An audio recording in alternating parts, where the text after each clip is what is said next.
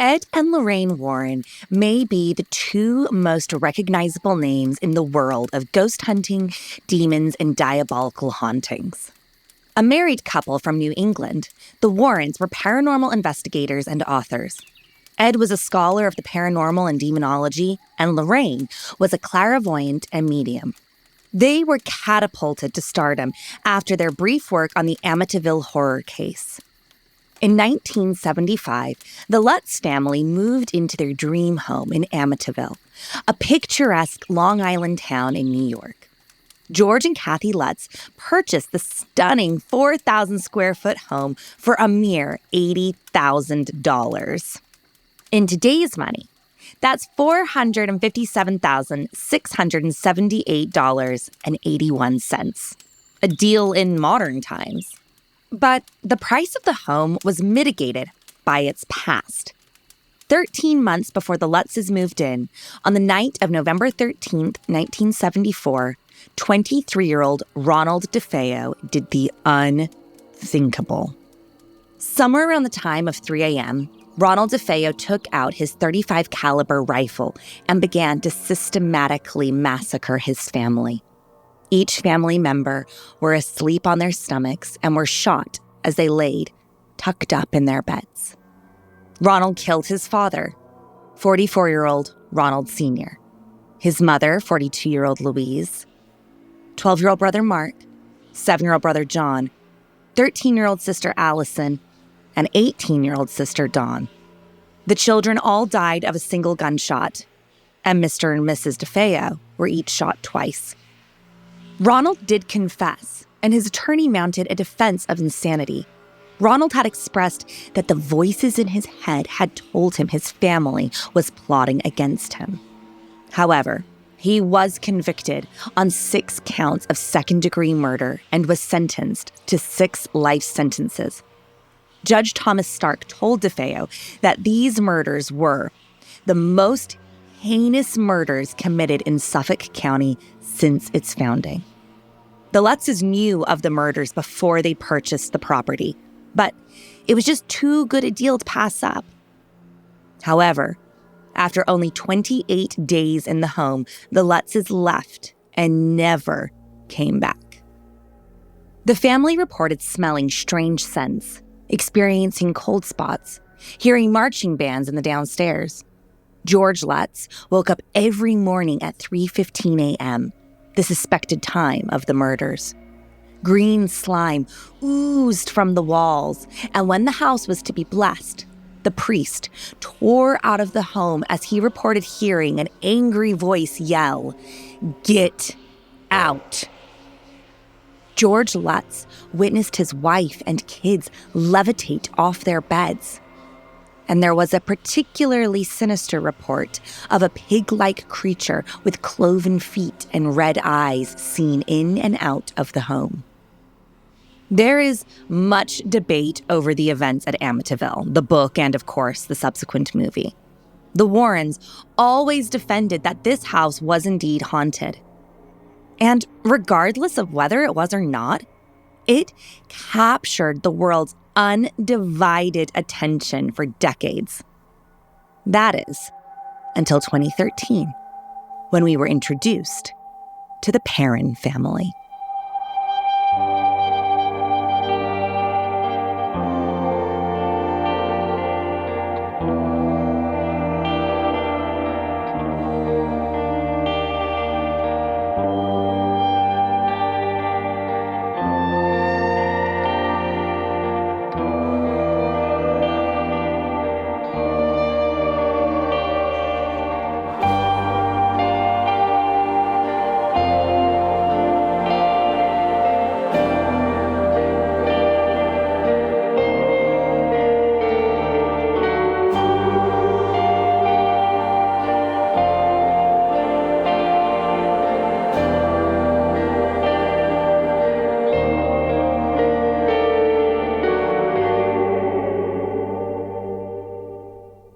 Hey friends, it's Becca.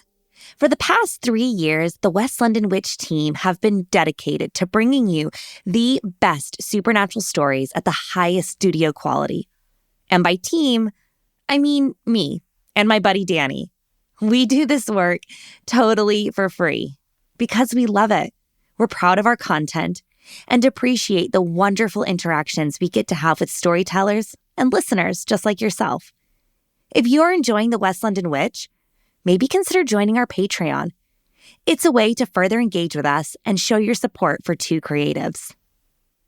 If you're in a position to spare enough each month for us to grab a cup of coffee in between edits or add to the piggy bank for a new microphone, we would love to see you in our Patreon community. But I know times are tough, so if you're not in a position to join Patreon right now, that's okay. We aren't going anywhere. Head on over to patreon.com/The West London Witch. For as little as £1, $1, €1 a month, you can gain full access to our coven, a space where we share behind-the-scenes stories, dive deeper into each episode, answer your questions, and have special little treats to thank you for sharing your love and kindness with your favorite little witch.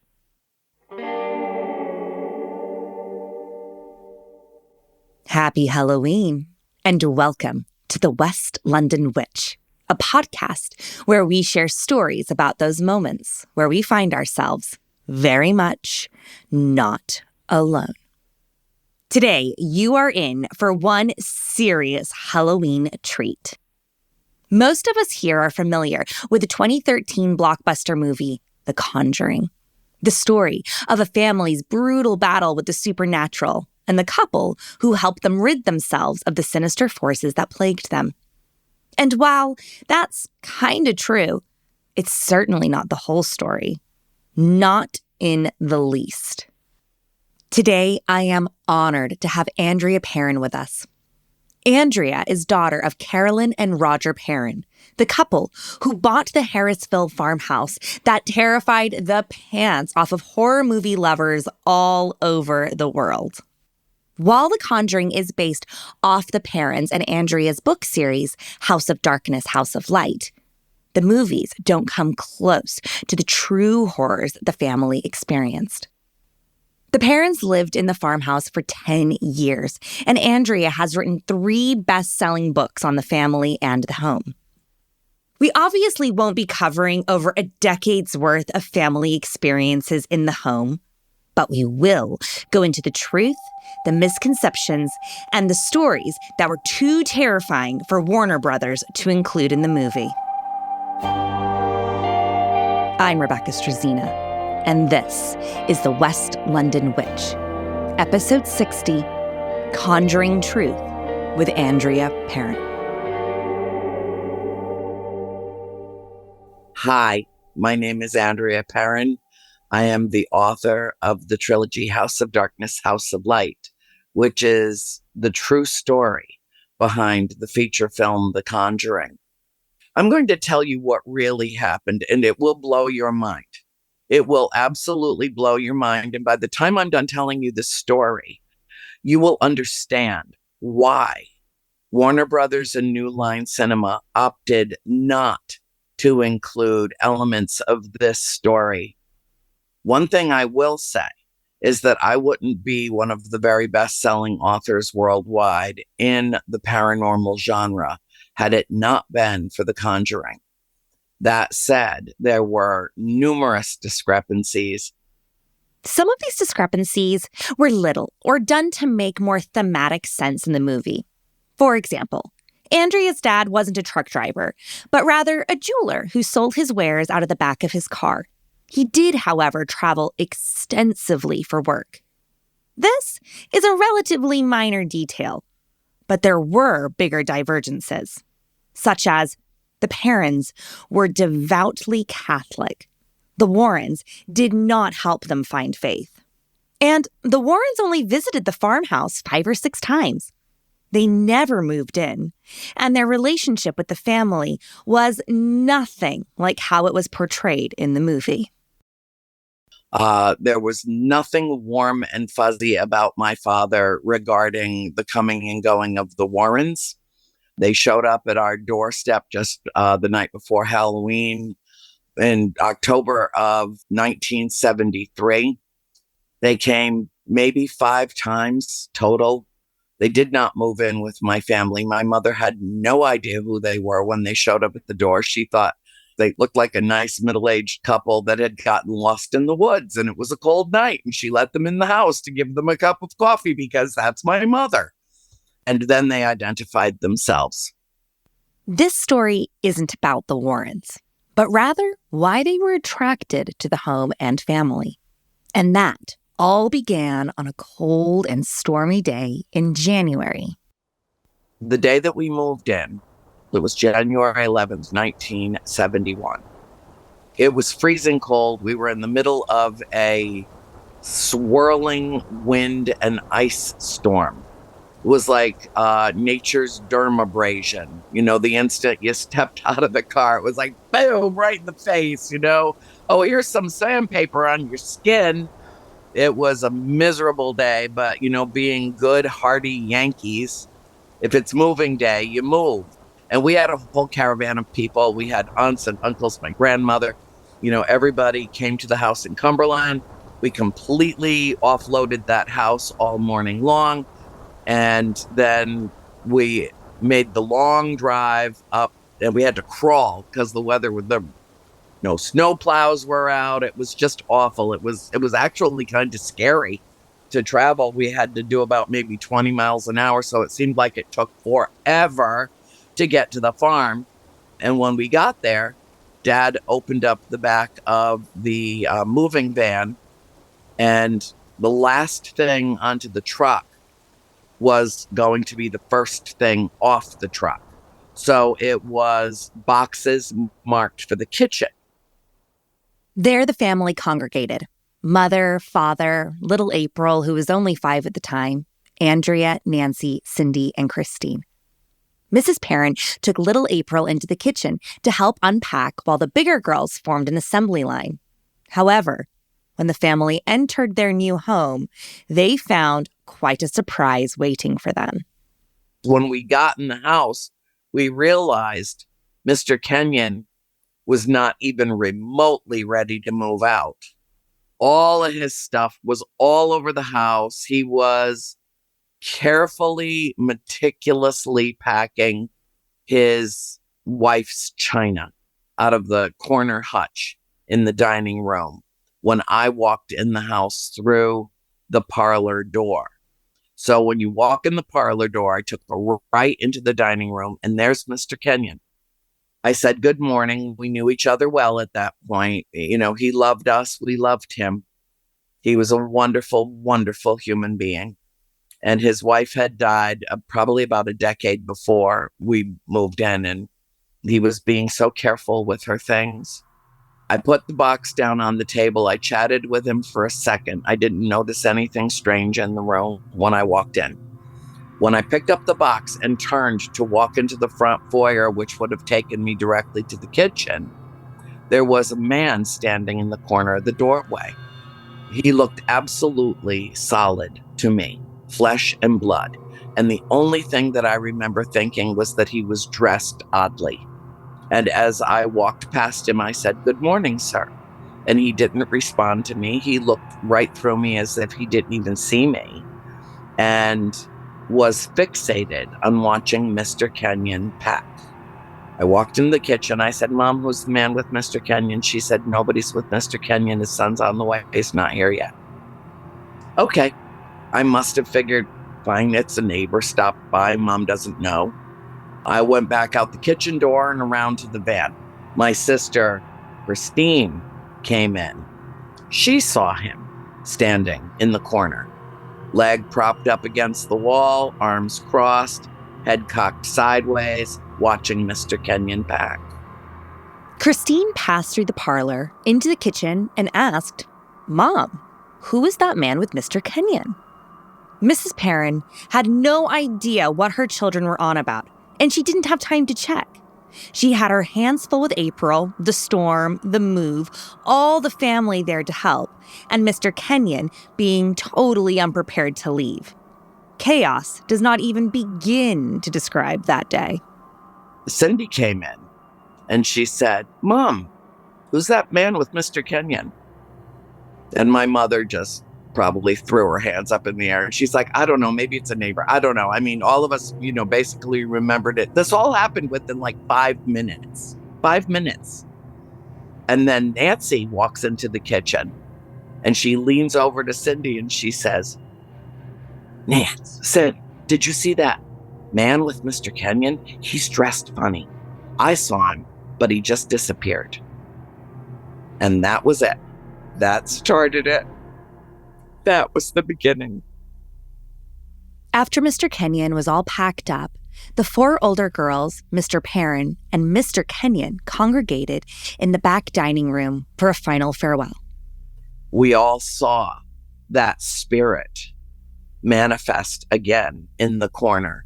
All of us did, except Mr. Kenyon and my father.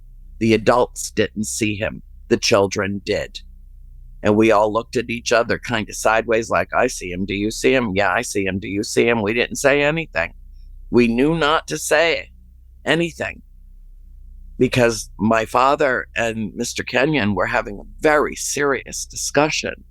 And that was that it was obvious to everyone that he didn't want to leave and that his son had forced him to sell that property. Before Mr. Kenyon left the property on that very first evening, he left Mr. Perron with a very ominous piece of advice. He took him for a walk outside and he said, Roger, for the sake of your family, leave the lights on at night. Within the first night or two that we lived in the house, Mom and Dad took the only bedroom downstairs, and all 5 of us were spread out between 3 rooms upstairs. And my sister Cindy came crawling into bed with me. I was 12. Cindy was 8 at the time that we moved in. And she's like, Annie, can I please sleep with you? Can I stay with you? I'm afraid. And I asked her, I thought she was just cold. I mean, we thought we'd freeze to death in that house. She said no, she was afraid. She heard voices in her room.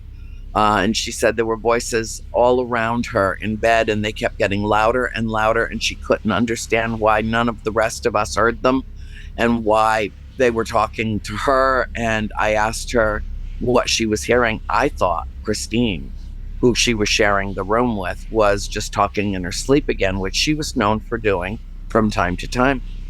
And she said, no, Chris is asleep. She said, no, you don't understand. It's a lot of voices. They all sound the same. They're all talking together. They're all saying the same thing. So I asked her what they were saying.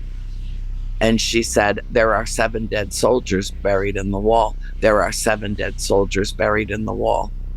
Over and over and over. Well, hop ahead 50 years from that incident. We're back at the farm, and people with ground-penetrating radar are there while I'm at the farm doing an event. And they found 7 anomalies that they could not identify buried at the bottom of the stone wall in the backyard. And in Rhode Island, it is illegal to exhume anything from the earth. And so there is their final resting place. Activity in the home was constant. In addition to the Shadow Man, everyone saw strange apparitions flitting from room to room. They heard noises that did not belong to this earth. Toys went missing in droves and clothes disappeared from the girls' rooms. The children had never bickered before moving into this home. But now they were constantly blaming one another for stealing this sweater or that game. Then, as spring came and the farm began to thaw, the sisters headed into the hayloft for the very first time ever to play and explore.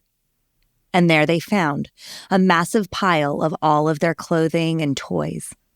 The bickering stopped there. And now there was a spirit in that house, a very old woman who loathed my mother. Mrs. Warren blamed everything on Bathsheba Sherman. That's why she was vilified in the film. They made her the culprit. But even Mrs. Warren will admit, well, she did while she was alive, to me and to my father, that the reason why they felt it was necessary to have a seance in the house was because they wanted to identify the culprit. So even she admitted that she wasn't certain that it was the woman she named as Bathsheba Sherman. Bathsheba Sherman did not live at the farm. She lived at the Sherman farm, which was, as the crow flies, about a mile, maybe a mile and a half away. My mother did as much history seeking on the house as she could.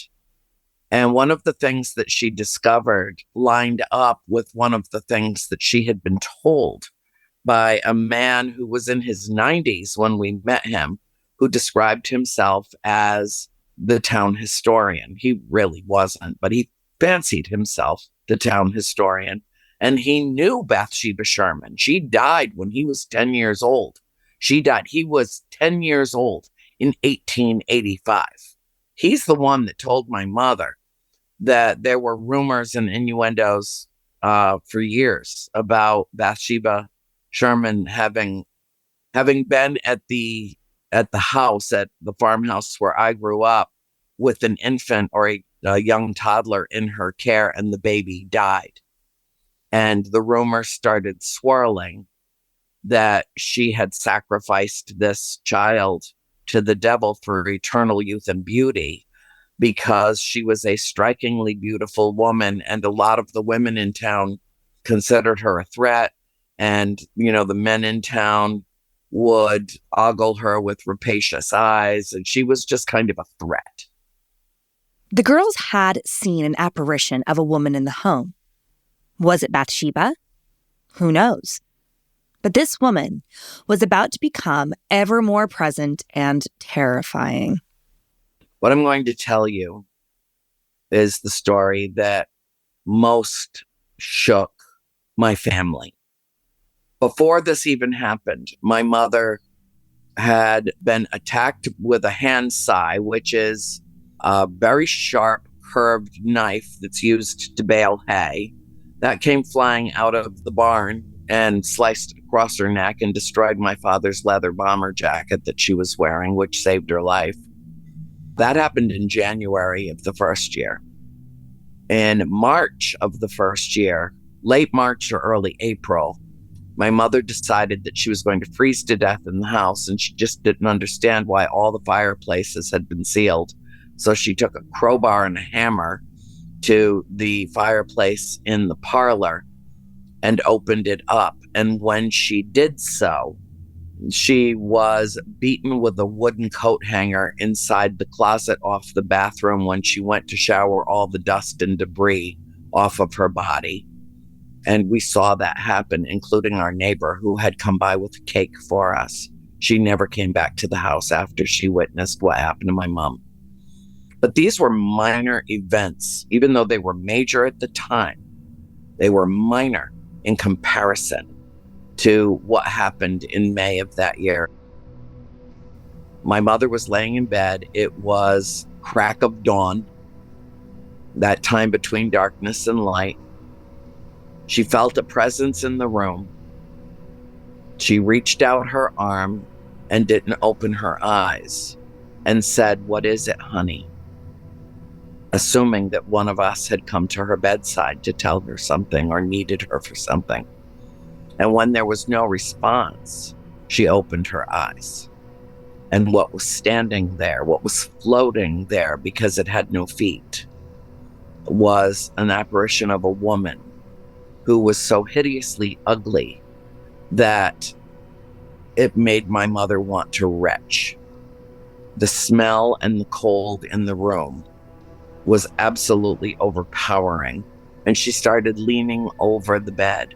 Her head looked like a desiccated hornet's nest, dead skin peeling off of it, covered in cobwebs, wild sprigs of hair on the crown, 2 hollow vacant eyes, 2 holes for the nostrils, and very thin lips and jagged yellow teeth. Jagged like an animal. And this apparition dressed beautifully in a lovely dress with a high collar, big pockets, a wide belt band around the center. It was kind of a grayish green linen. Starts leaning into my mother, and my mother starts backpedaling away from her and starts climbing up the back of the headboard to get away from her. And meanwhile, she's, pushing my father, and she grabbed his hair and she wrapped her fingernails in his hair and started yanking his head. And nothing was happening. He was not responsive. And at that point, my mother thought that he was dead and she was next. At the exact same time that Mrs. Perron was having this interaction, Andrea was in her bedroom upstairs, witnessing the entire event. I'm laying in bed and I can feel the tears trickling out of my eyes down the sides and getting caught in my ears because I was crying so hard. Because for some reason, I was allowed to see what was happening to my mother in the bedroom below.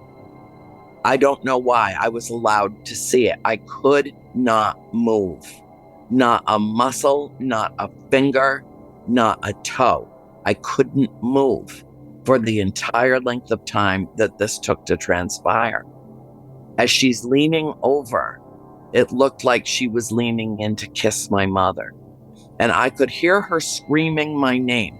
That's one of the very few things in the film that's accurate, even though it wasn't her sitting on the stairwell to the cellar. It was from bed. But her lips weren't moving. I could hear her telepathically screaming for me to come help her. And I couldn't move. So, in pushing my father, the quilt fell off of him. And he was sleeping without a shirt on, and it looked like his back had been attacked by fingernails, like a series of serrated knives had dragged across his skin, deep abrasions all over his back. And she panicked, and she looked in the mirror, and there was no reflection of the apparition that was standing on the other side of the bed. And she turned and looked back, and this entity was gone. Mrs. Perron obviously jumped from her bed and ran into the living room. Andrea was paralyzed in fear and finally drifted off to sleep. When she awoke a few hours later, she felt terribly ill. Her throat was raw, as if she had spent the entire night screaming. And I came downstairs, and there she is sitting on the love seat across from the fireplace. The clock above her head had stopped. It's a wind-up grandfather clock that my father inherited from his dad. Worked perfectly. It stopped at 5:15 a.m. And that's when all of this happened. Unfortunately for little Cindy, this wouldn't be the last time the family had a tangle with this woman. Cindy was approached by the same spirit that approached my mother in May of 71. And that spirit did not speak to my mother, but she did speak to Cindy. She was playing with some toys on the floor in her bedroom, and she heard the closet door click open. She never even looked up when she heard the door open until she didn't hear anything else. And then she looked up, and that spirit, she described her exactly the same way as what my mother had seen and never told her about. I was the only one that knew what she looked like. And she was floating across the room, and her arms were extended. And when she approached my mother, she had what looked like rendered bone coming out. You couldn't see hands. It was just like the bones of skeletal, her fingers. And she had the same dress, and her hands extended, her arms extended, with rendered bone coming out the end of them. of the sleeves, and she was floating towards Cindy, and she said to her, "Come to me, little girl, come with me." As you can imagine, a horrified Cindy bolted from the bedroom. She fell down the flight of stairs, scraping her knees back and banging her head. She came tearing into the kitchen and fell into her mother's arms in a bloody state.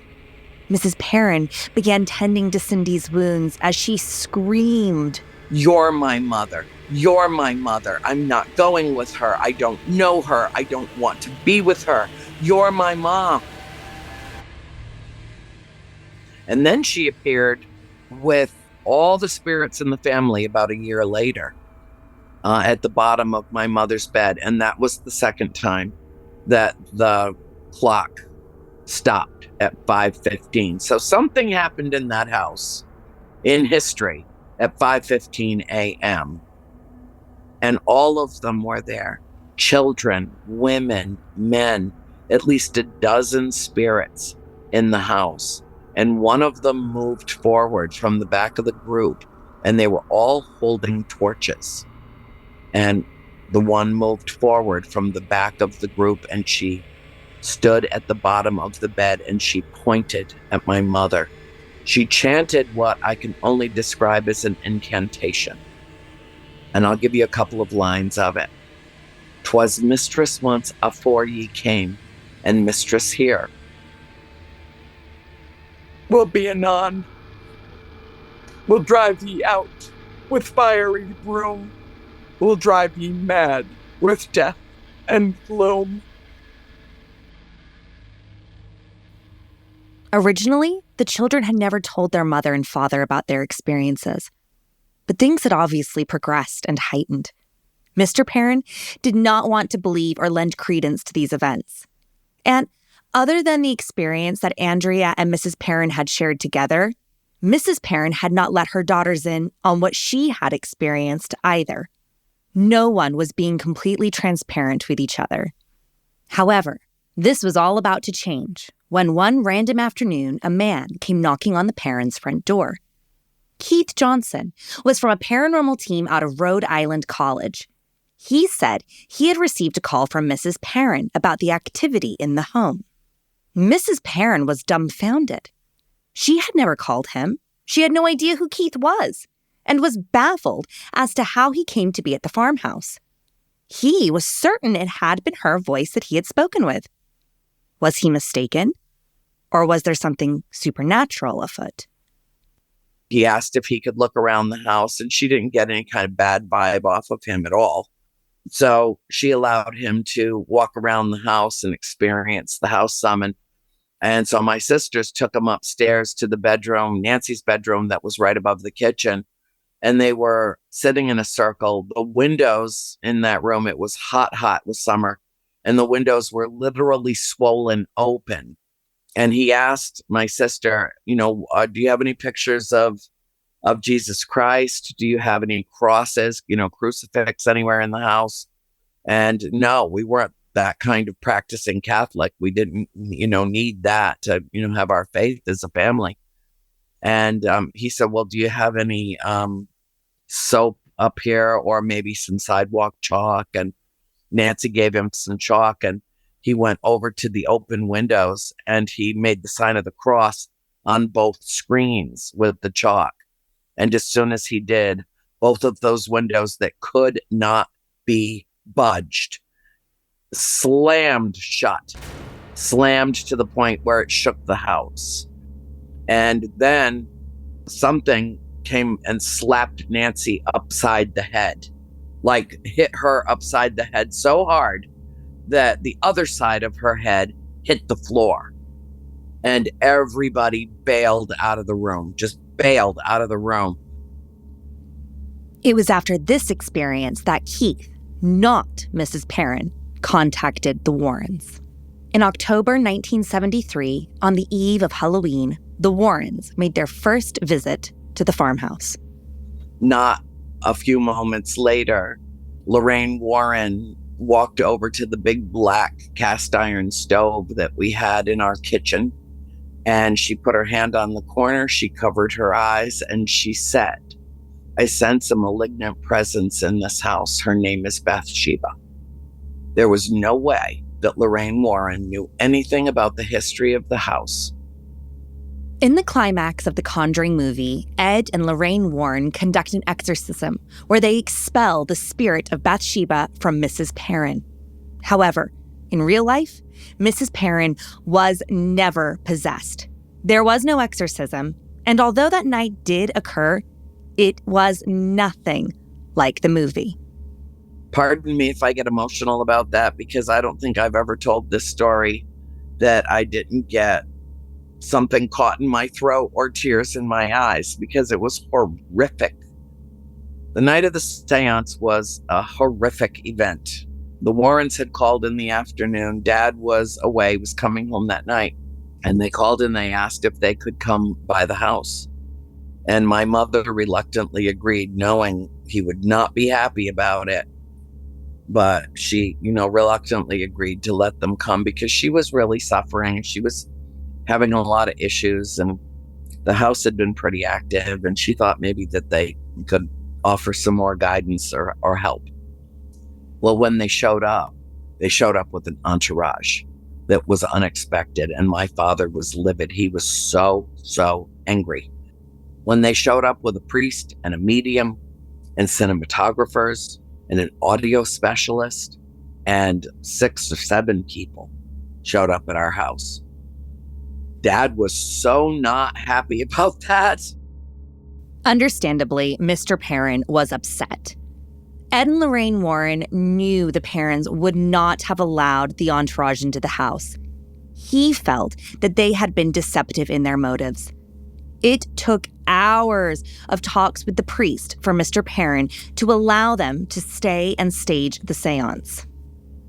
It's important to note that because this was sprung upon the unsuspecting Perrons, there was a massive neglectful act that the Warrens should have never allowed.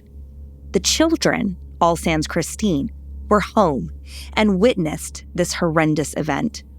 The Warrens and the priest should never have conducted a seance like this with children in the home. Once they finally convinced my father to allow the seance to go forward, they gathered around the table. Dad did not want to participate at all.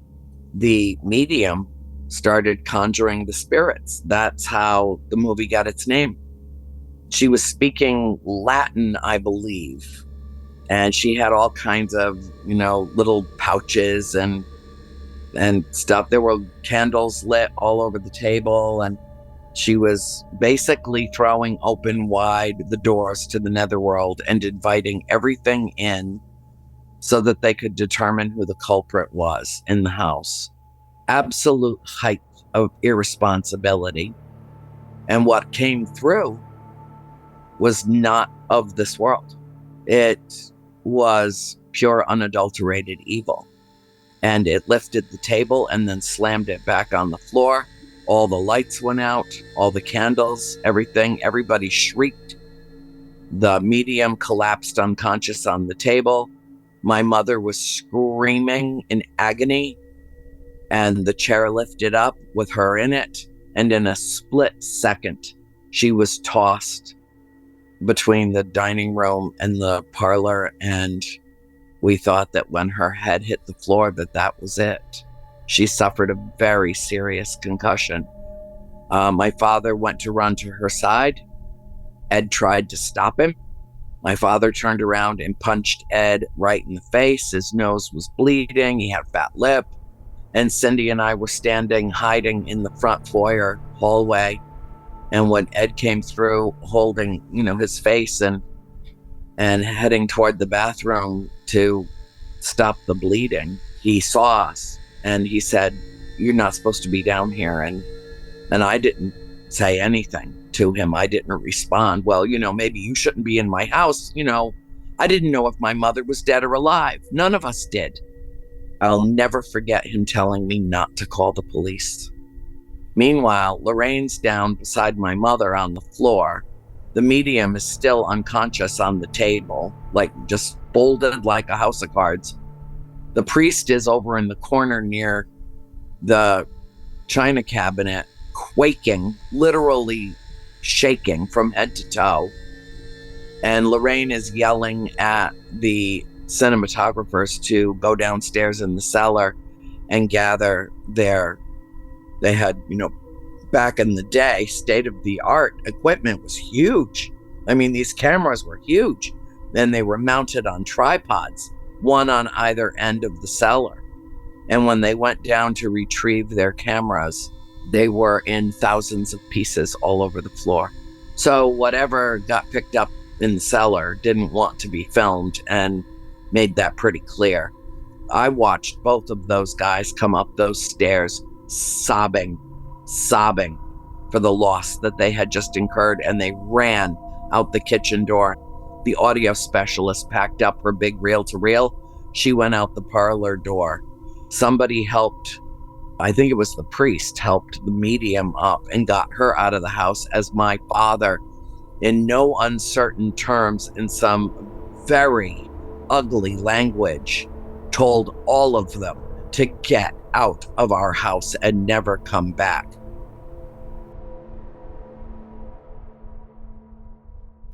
And that was it. The Perrons never saw the Warrens again. It wasn't until 40 years later, until the pre-screening of the Conjuring movie, that Andrea saw Mrs. Warren. And at that time, she admitted that she didn't realize it when they came to our family initially, but she said to me, we were over our heads the moment we crossed the threshold of your farmhouse. We just didn't know it at the time.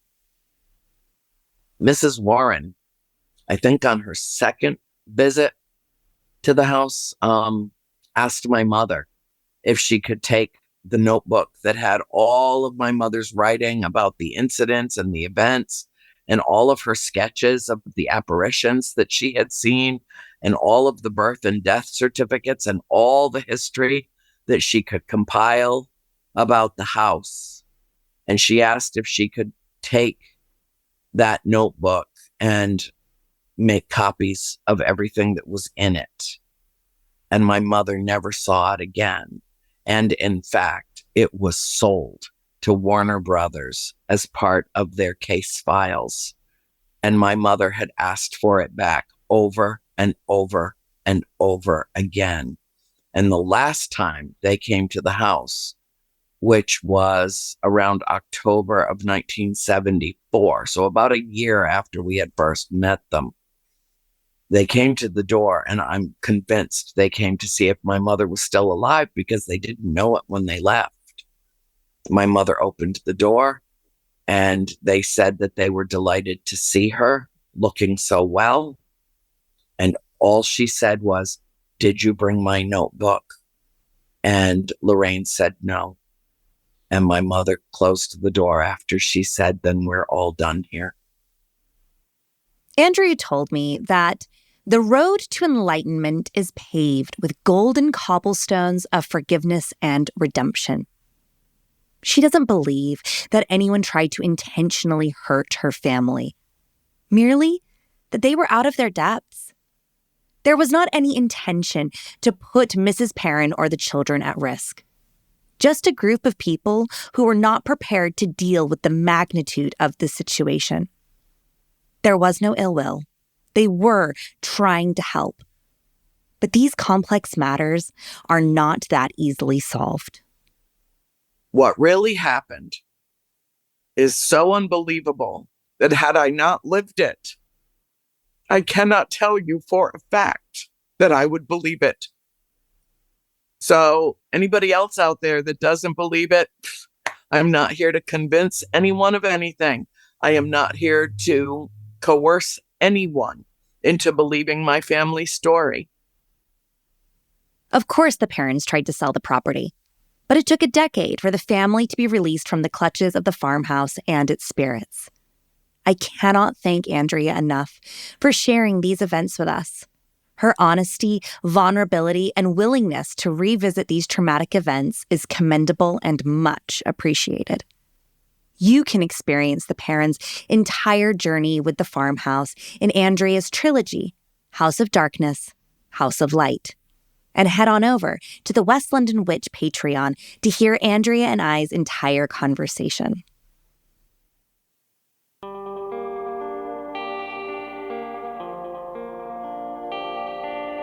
Do you have a spooky story you'd like to share? I'd love to hear it. Drop me an email at thewestlondonwitch@gmail.com or find us on Instagram and Facebook at The West London Witch. If you enjoyed today's episode, don't forget to subscribe, rate, and review. And come and follow us for additional content on Instagram and Facebook. From all of us here at the West London Witch, I wish you all a very, very happy Halloween. May you be safe and have a season full of abundance and blessings. Until next time, merry meet, merry part, and merry meet again.